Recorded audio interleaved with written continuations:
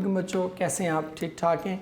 Hopefully आप सारे बच्चे खैर खैरियत से होंगे और अपना जो क्वारंटीन टाइम है उसको इफ़ेक्टिवली और एफिशिएंटली जो है उसको यूज़ कर रहे होंगे। आज हमने अपना जो है वो नया चैप्टर जो है वो स्टार्ट करना है और ये चैप्टर जो है that is my favourite chapter. मुझे जो है ये चैप्टर बहुत ही ज़्यादा जो है वो पसंद है और वजह उसकी क्या है? वजह उसकी बड़ी सिंपल सी है कि जिस शख्सियत के बारे में ये चैप्टर है that is one of the legendary persons और being a Muslim we should all feel proud, or not, I should say not only being a Muslim, being a student of literature हमें उन पर जो है वो बड़ा ही नाज और फ़ख्र होना चाहिए। आज का जो हमारा टॉपिक मैं लिख देता हूँ पहले नाम,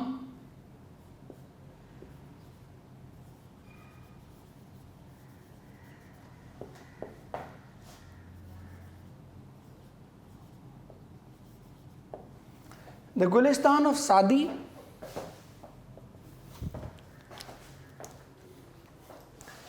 हमारा ये आज का चैप्टर नंबर 8 है और शेख सादी रहमतुल्लाह अलैह के बारे में है। इट्स अबाउट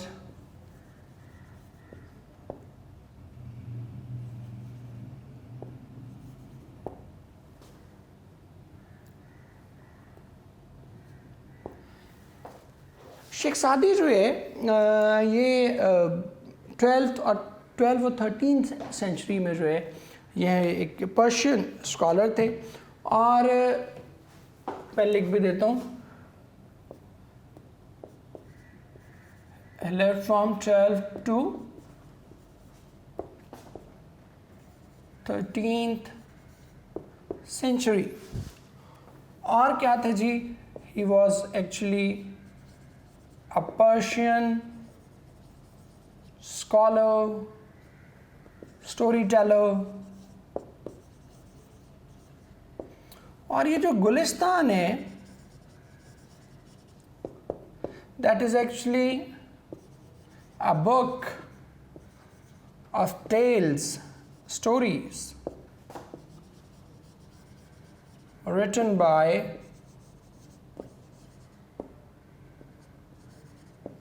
ये कहानियों की किताब है, हिकायात की किताब है जो कि शेख सादी रहमतुल्लाह अलैह ने जो है वो लिखी है और बहुत ही नाम पर्सनालिटी। कमाल इनका ये था बेसिकली, अभी हम लेसन में भी पढ़ेंगे कि इन्होंने लोगों को जो मोरालिटी है, मॉरल वैल्यूज़ में वो सिखाने के लिए आपने कोई फतवेबाजी नहीं शुरू की, कोई कुछ नहीं किया, बल्कि he used one of the most effective mediums of teaching morality. और वो इफ़ेक्टिव मीडियम क्या था? That was the stories, that was the tales. हिकायात लिखते थे, हिकायत कहानी को कहते हैं। तो ये चूँकि पर्शियन थे, हिकायत पर्शियन वर्ड है। तो ये गुलिस्तान जो है ये एक बुक है उनकी जिसमें मुख्तलिफ़ मौज़ूआत पर जो है बादशाहों के मतलब, अदब आदाब से मतलब और माशरती मामलात के मतलब उन्होंने मुख्तलिफ़ हिकायात जो हैं वो बयान की हुई हैं। उन हिकायात के थ्रू वो बेसिकली हमें मोरालिटी सिखाते हैं, मॉरल वैल्यू सिखाते हैं और बताते हैं कि किस तरह से जो है अपनी बात को जो है वो इफ़ेक्टिवली कम्युनिकेट किया जा सकता है। कि आप किसी को रिफॉर्म करना चाहते हैं, किसी को ठीक करना चाहते हैं, तो आपके हाथ में कोई डंडा सोटा कोई लठ लेके किसी के पीछे पड़ने की ज़रूरत नहीं है। आप अपनी बात को बड़े शाइस्ता अंदाज में बयान कर सकते हैं। नंबर 1। नंबर 2 जो उनकी मैं फील करता हूँ और हम स्टोरी में भी पढ़ेंगे कि one of the greatest qualities वो ये कि उनकी जो स्टोरीज़ हैं दे आर एवर लास्टिंग। वो कभी भी जो है वो ख़त्म, कभी भी पुरानी नहीं होती। उनके अंदर जो सबक हैं, जो मॉरल्स हैं, वो ऐसे लाफानी किस्म के हैं, ऐसे एवर लास्टिंग किस्म के हैं, ऐसे इटर्नल किस्म के हैं कि आप ज़िंदगी में किसी भी लम्हे जाके, किसी भी दौर में, किसी भी वक्त में, किसी भी इलाके में जाके उन मॉरल्स को अप्लाई करें तो वो मॉरल्स आपको, या वो जो रूल्स, एक माशरती रूल्स उन्होंने बना दिए एक जो माशरती उसूल उन्होंने तय किए हैं, वो उसूल जो है वो कभी भी पुराने नहीं होते। एक उनकी हिकायत जो है आपको इससे हट के बयान कर देता हूँ। इस हमारे लेसन में उनकी 3 हिकायात जो है वो बयान की गई हैं। 2 बादशाहों के मतलब हैं और एक जो है वो एक कॉमन मैन, एक आम सिपाही के मतलब है। वो हम सभी से मुतल्लिक़ है। 2 बादशाहों से मुतल्लिक़ हैं और एक जो है वो सिपाही। इसमें मैं लिख भी देता हूँ। इस वाले हमारे लेसन में total 3 tales are included out of so many. उन बेशुमार हिकायात में से 3 मुंतखब किए उन्होंने। उसमें से क्या है जी, 2 किन के मुतालिक हैं, किंग्स के मुतालिक, और 1 इज़ फॉर कॉमनर्स, जो हम इंडिविजुअल्स हैं, कॉमन मैन हैं, इनके लिए भी जो है एक हिकायत इसमें शामिल है। Before moving on to the lesson, एक हिकायत सिर्फ मैं आपको इनकी बताऊंगा जिससे आपको ये आइडिया हो जाएगा कि शेख सादी रहमतुल्लाह अलैह जो है वो किस लेवल के स्टोरी टेलर थे, या जो उन्होंने माशरती उसूल अपनाए वो कितने ज़बरदस्त थे। आप फरमाते हैं कि मैं एक जगह रहता था और किसी शहर में, किसी बस्ती में, तो वहाँ पर उस शहर में एक खाकरोब था। अब आप देखिएगा कि किस तरह वो बिल्ड करेंगे चीज़ों को। कहते वहाँ एक खाकरोब था, गलियाँ साफ़ करता था। कहते उस खाकरोब की हालत या माशरती स्टेटस उसका ये था कि जब वो गली से गुज़रता था, गली से गुज़रते लोगों को सलाम करता था, तो लोग उसके सलाम का जवाब नहीं देते थे।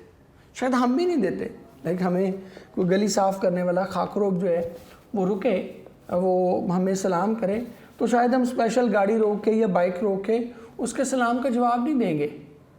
तो उसकी भी यही हालत थी कि माशरती लेवल पर, माशरती सतह पर कोई मायार, कोई स्टैंडर्ड जो है, कोई इज़्ज़त व एहतराम जो है वो इसका नहीं था। हत्ता कि ये कि वो लोगों को सलाम करता था तो लोग उसके सलाम का जवाब भी नहीं दिया करते थे। That was his status. आप फरमाते हैं कि अल्लाह का करना ये हुआ कि उसे गली की सफाई के दौरान ही कहीं से सोना मिल गया, सोने का एक संदूक मिल गया। अब उसने क्या किया, इजाज़त ली, ऐलान करवाया कि भी जिस किसी का है वो आके इस सोने को जो है वो मेरे से ले ले। लेकिन जब कोई दावेदार सामने नहीं आया तो उसने पूछ कर लोगों से, उलमा से, उसी सोने की तिजारत शुरू कर दी। अब जिसके पास सोने का संदूक भरा हुआ था वो क्या हुआ, वो तो दिनों में शहर का अमीर तरीन ताजिर जो है वो बन गया। He became the richest person of the city. अब क्या हुआ, अब पोजीशन क्या हुई, अब पोजीशन रिवर्स हो गई। हुआ ये कि अब वो लोग उसको सलाम करते थे और वो लोगों के सलाम का जवाब नहीं देता था। लेकिन कहाँ ये हालत थी कि वो लोगों को सलाम करता था, लोग जवाब नहीं देते थे। अब क्या हालत होगी, रिवर्स। अब लोग उसको सलाम कर रहे हैं गुजरते हुए, ठीक है, जैसे हमारे यहाँ होता है। मैं कुछ यानी फॉर एग्जांपल कुछ कास्ट के नाम ले रहा हूँ, यदि मलिक साहब, राना साहब, शाह साहब, जट साहब एंड सो ऑन, जो भी आप इज़्ज़त व एहतराम से सारे नाम सभी मोहतरम हैं, तो लोग उसको सलाम करते थे और वो उस लोगों के सलाम का जवाब नहीं दिया। शेख सादी फरमाते हैं कि मुझे बड़ा ताज्जुब हुआ कि ये शख्स, इसको मैं इसकी गुरूर पे, तकब्बुर पे, खुद सरी पे थोड़ा समझाता हूँ कि यार तू अपने असल को ना भूल, देखो कि अल्लाह ने तुम्हें कहाँ से कहाँ पहुँचाया और तुम इतना गुरूर और तकब्बुर कर रहे हो। कहते मैं ये नियत लेकर जो है उसके पीछे चल पड़ा। कहते जब मैं उसके पीछे चलता गया, जब वो घर पहुँचा, उसने अपने घर का मेन गेट खोला, दरवाज़ा खोला और सामने अलमारी के अंदर ना शीशे की एक अलमारी थी, उसके अंदर सोना ना जड़वा के, फिक्स करवा के रखा हुआ था। उसने उस अलमारी के दरवाजे खोले और कहता कि सोने, तुम्हें फ़लाँ भी सलाम कहता था, फ़लाँ भी सलाम कहता था, फ़लाँ भी सलाम कहता था, फ़लाँ भी सलाम, मैं अहमद भी सलाम कहता था, अलीम भी सलाम कहता था, अली भी सलाम कहता था, सो ऑन, ये सब लोग तुम्हें सलाम कहते। कहते मैंने उससे हैरान होकर पूछा कि यार अजीब अहमक आदमी, मैं तो तुझे तेरी तकब्बुर पर समझाने आया तो अक्ल से भी पैदल हो गया, तू सोने को सलाम दे रहे। तो कहते उसने मुझे मुस्कुरा के कहा कि ये जो सारे लोग मुझे सलाम करते हैं ना, ये भी मुझे सलाम नहीं करते, ये भी इसी सोने को सलाम करते हैं। और मैं अपने गुरूर और तकब्बुर, ऐसा नहीं है कि मैं इतना गुरूर और तकब्बुर में हूँ कि मैं इनको सलाम का जवाब नहीं देता। मैं गुरूर और तकब्बुर की वजह से ऐसा नहीं करता, मैं तो इसलिए ऐसा करता हूँ कि इसलिए इनके सलाम का जवाब नहीं देता कि वो तो मुझे सलाम कर ही नहीं रहे होते। वो जिसको सलाम कर रहे होते हैं, जिस सोने को सलाम कर रहे होते हैं, जिस स्टेटस को सलाम कर रहे होते हैं, जिस रुतबे दौलत को सलाम कर रहे होते हैं, मैं उस दौलत तक वो सारे सलाम पहुंचा देता हूँ कि ऐ मेरी दौलत, ऐ मेरे सोने, ऐ मेरे स्टेटस, ऐ मेरे इक़्तिदार, तुझे आज फ़लाँ फ़लाँ शख्स सलाम कह रहा था। तो इस तरह से वो हमें मॉरल सिखाते हैं। अब आप ये देखें, इसको मतलब वाक़े को गुजरे, मतलब ये जब उन्होंने हिकायत लिखी तो आज तकरीबन 800 साल होने वाले हैं। 800 साल के बाद भी आज भी आप देखें, हम आज भी किसको सलाम करते हैं? हम लोगों को सलाम नहीं करते, हम उनके स्टेटस को सलाम करते हैं, हम उनकी दौलत को सलाम करते हैं, हम उनके ओहदे को सलाम करते हैं, हम उनकी जो इक़्तिदार है उसको सलाम करते हैं।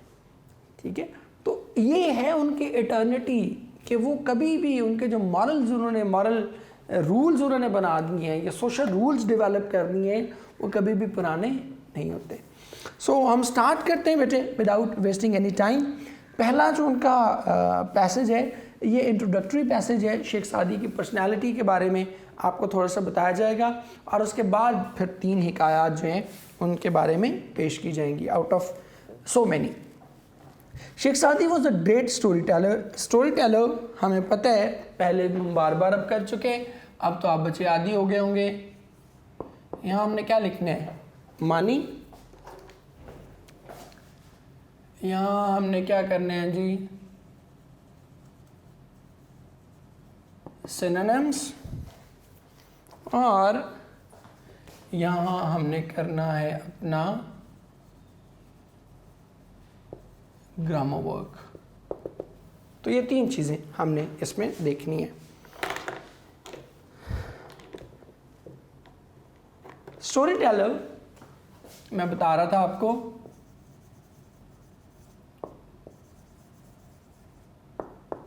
इसको हम कहते हैं दास्तान गो, दास्तान सुनाने वाला, हिकायत सुनाने वाला, हिकायत गो भी कह सकते हैं, किस्सा गो भी कह सकते हैं। Sheikh Saadi was a great storyteller, कहते कि शेख सादी एक अजीम दास्तान गो थे। He speaks to all nations and is perpetually modern. Perpetually कहते हैं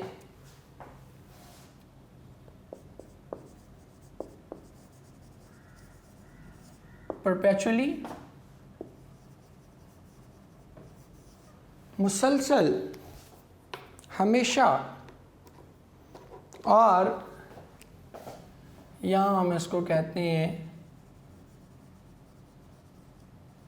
continuously, eternally. He speaks to all nations and is perpetually modern, said Emerson. Emerson खुद एक बहुत बड़ी अदीब, और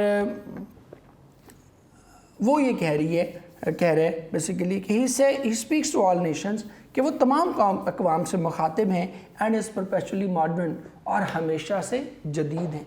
स्पीक्स टू ऑल नेशंस का मतलब क्या है कि उन्होंने जो मॉरल्स ड्रॉ किए हैं वो तमाम कौमों के लिए, दुनिया भर के लोगों के लिए उतने ही इफ़ेक्टिव हैं। अब सपोज जैसे मैंने आपको हिकायत सुनाई, ये अमेरिका में भी उतनी एप्लीकेबल है, ये पाकिस्तान में भी उतनी एप्लीकेबल है, ये इंडिया में भी उतनी एप्लीकेबल है, चाइना में भी उतनी ही एप्लीकेबल है। ठीक है, तो वो क्या कह रहे हैं? वो पूरी दुनिया को एक मॉरल सिखा रहे हैं कि आपने सोने को सलाम नहीं करना, आपने दौलत को सलाम नहीं करना, आपने ताकत को सलाम नहीं करना, आपने इंसान को सलाम करना सीखें, इंसान को रिस्पेक्ट करना सीखें, इंसान को वैल्यू देना सीखें। He is speaking to all nations, क्योंकि ये पूरी इंसानियत का प्रॉब्लम है। ये सिर्फ किसी एक मज़हब का, किसी एक खित्ते का, किसी एक कौम का, किसी एक गिरोह का मसला नहीं है। That is the issue of the whole humanity. तो इसीलिए वो कहते हैं कि he speaks to all nation, और फिर किसी एक वक्त का मसला नहीं है कि ये 100 साल पहले ऐसा होता था आज नहीं होता, नहीं, 800 साल पहले भी ऐसा होता था और आज 800 साल बाद भी ऐसा ही हो रहा है। He speaks to all nations and is perpetually modern, said Emerson. कहते कि एमर्सन ने कहा कि वो तमाम अक़वाम से मुखातिब होते हैं या तमाम अक़वाम से मुखातिब हैं और हमेशा से जदीद हैं। He thought of Gulistan as one of the bibles of the world. Bibles कहते हैं, इसके लिए एक वर्ड आप यूज़ कर सकते हैं। वैसे तो बाइबल का मतलब होता है इंजील, लेकिन यहाँ पर आप वन ऑफ द बाइबल्स का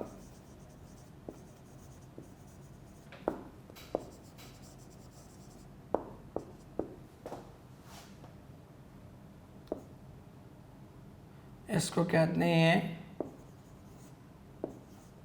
आसमानी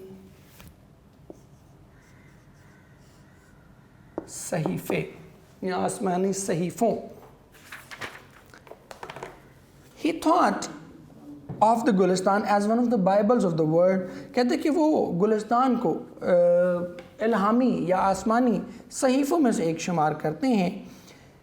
For he found in it the universality of moral law। Universality कहते हैं आफाकियत,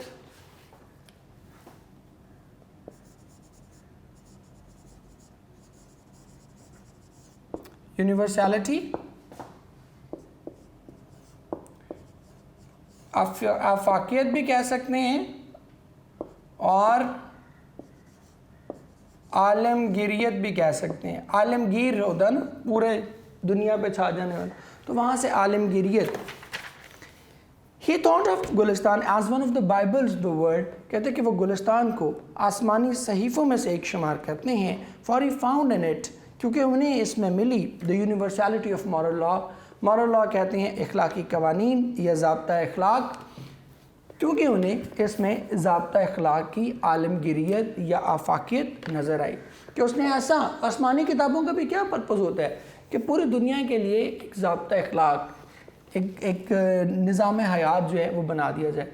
तो वो कहते हैं कि गुलिस्तान के अंदर भी ऐसे ही है कि हमारे हर शोबे ज़िंदगी के लिए जो है उन्होंने क्या किए, रूल्स सेटअप कर दिए, रूल्स बना दिए।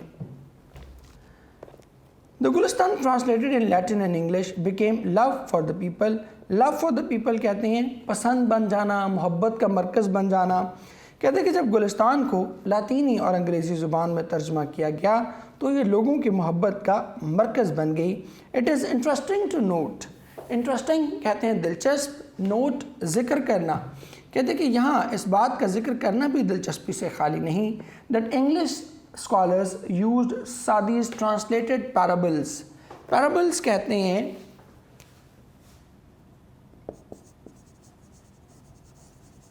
पैराबल्स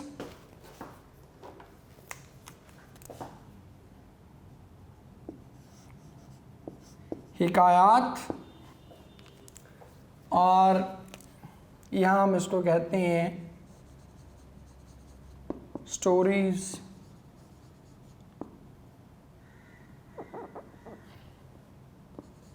टेल्स या मॉरल स्टोरीज स्पेसिफिकली इसके लिए हम इस्तेमाल करते हैं। लोर भी कहते हैं, कहानी, LORE, लोर।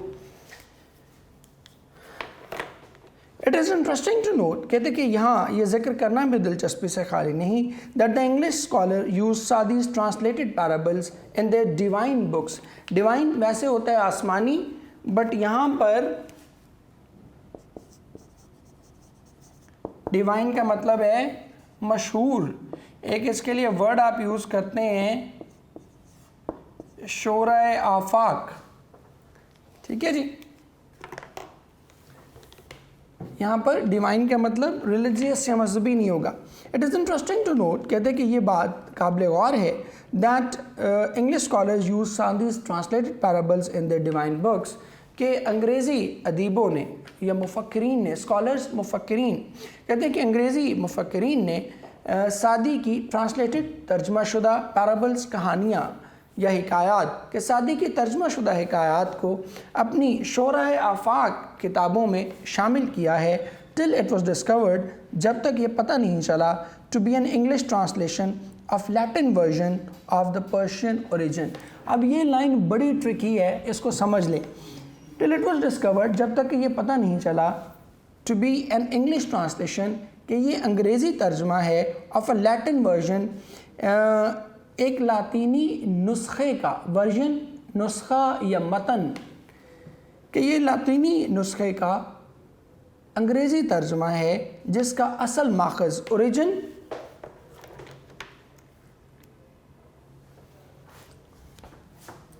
ओरिजिन के लिए हम वर्ड यूज़ करते हैं इंग्लिश में माखज़, वैसे इसको हेड कहते हैं, ठीक है, स्टार्ट।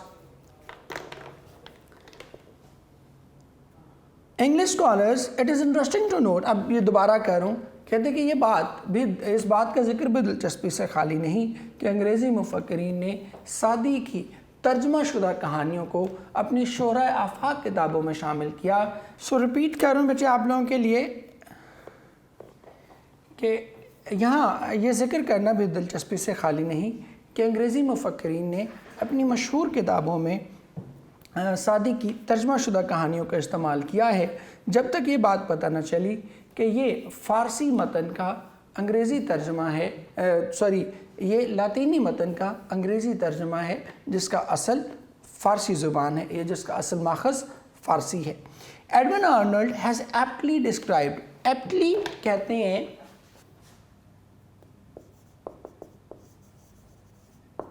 कहते हैं, दुरुस्त अंदाज में, बजा तौर पर। इंग्लिश में आप इसके लिए यूज़ करते हैं करेक्टली, ट्रूली, इस कॉन्टेक्स्ट में आप इसको यूज़ करते हैं। Edwin Arnold has aptly described Gulistan in culinary terms, terms कहते हैं इस्तिलाह, इधर लिख भी देता हूँ, टर्म्स,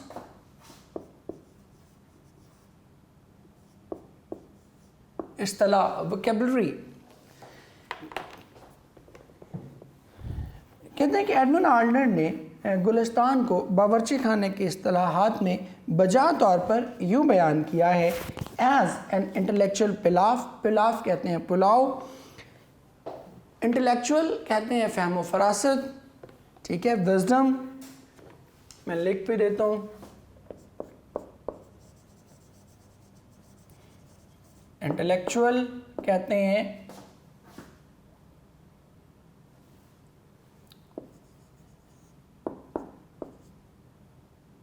फ़हम व फ़रासत वाला शख्स,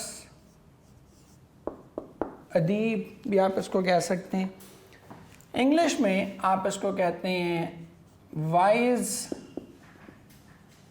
सेज, ठीक है, इस कॉन्टेक्स्ट में।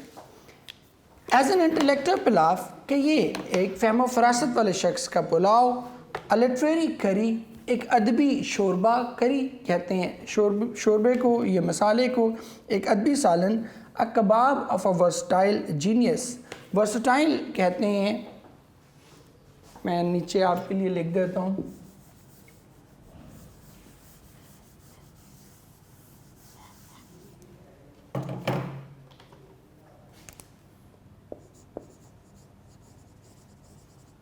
वर्सटाइल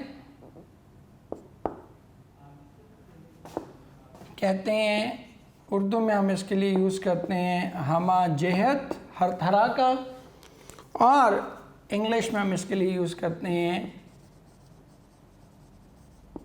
डिफरेंट, मुख्तलिफ। Edwin Arnold has aptly described Gulistan in culinary terms, कि एडविन आर्नल्ड ने बजा तौर पर बावर्ची खाने की इस्तिलाहात में गुलिस्तान को यूँ बयान किया है, एज एन इंटेलेक्चुअल पुलाव, कि ये फ़हम व फ़रासत का पुलाव, अ लिटरेरी करी, एक अदबी शोरबा, अ kebab of a versatile genius, और एक हमा जहद, तख्लीकी जीनियस कहते हैं तख्लीकी सलाहियत या फ़हम व फ़रासत, और एक हमा जहद गैर मामूली सलाहियत का कबाब है। अब ये versatile genius, kebab of versatile genius जो उसने कहा ना, ये सबसे ज़्यादा खूबसूरत सिमिली उसने यहाँ पे यूज़ की है। वजह उसकी क्या है कि जैसे कबाब में क्या होता है, वर्सेटिलिटी है ना, मुख्तलिफ चीज़ें मिला के कबाब बनता है और उसका टेस्ट डेवलप होता है। तो इसी तरह यहाँ पे गुलिस्तान की भी, गुलिस्तान सादी की जो कहानियाँ हैं, ये भी मुख्तलिफ चीज़ों को मिलाकर जो है एक वर्सटाइल पुलाव, एक वर्सटाइल कबाब जो है वो बनाया गया। The readers are sure to enjoy this parable as food for thought. Food for thought कहते हैं सोच को जला बख्शने वाली ग़िज़ा, ये सोच को जला बख्शना यूँ भी कह सकते हैं। कहते हैं कि क़ारीन, रीडर्स, क़ारीन पढ़ने वाले, कि क़ारीन यकीनन अपनी सोच को जला बख्शने के लिए इन कहानियों से लुत्फ़ उठाएंगे। ठीक है बेटे, तो ये हमारा आज के लिए बस काफ़ी था। अब हम अपने पेयर ऑफ वर्ड्स पर आते हैं।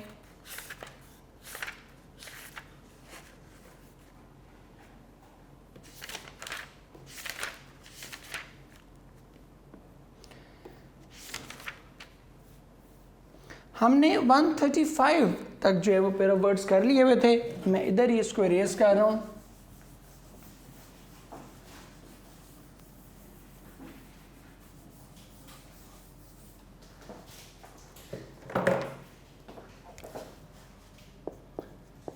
वन 136 पे जो है आपका वो है जी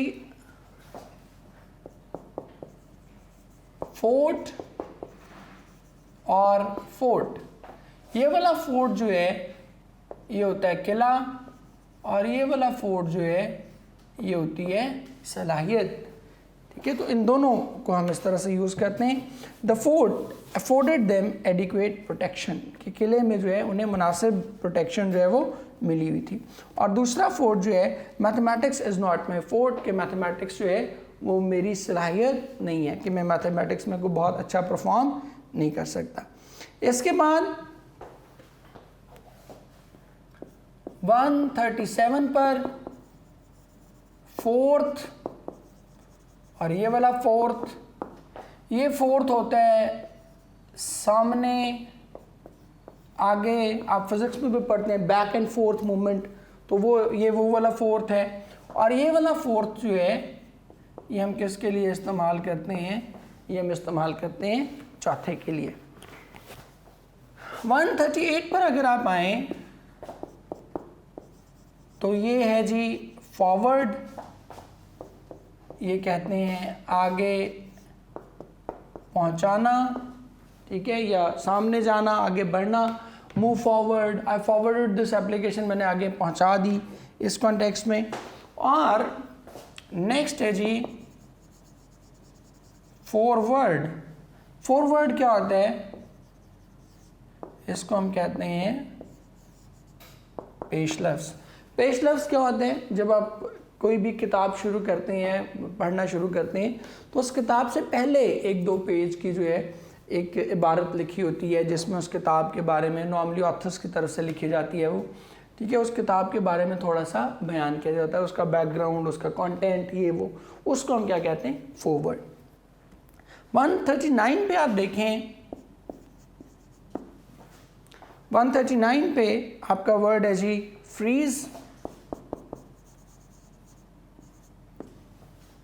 फ्रीज जो है और दूसरे वाला फ्रीज, ये वाला जो फ्रीज है इसका मतलब होता है जम जाना, ये फ्रोज टू कोल्ड, के वो सर्दी के मारे ठिठुर कर जम गया। और ये फ्रीज कहते हैं